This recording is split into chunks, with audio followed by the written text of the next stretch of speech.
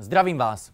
I vás. Mnozí z vás, i vás, si zajisté kladete otázku, jak natočit dobrou reklamu na vysokou školu, abyste se přitom vyhnuli 100krát dokola omílaným fotkám vysmátých studentů, anebo ukazovali jednou za rok čistou školní chodbu.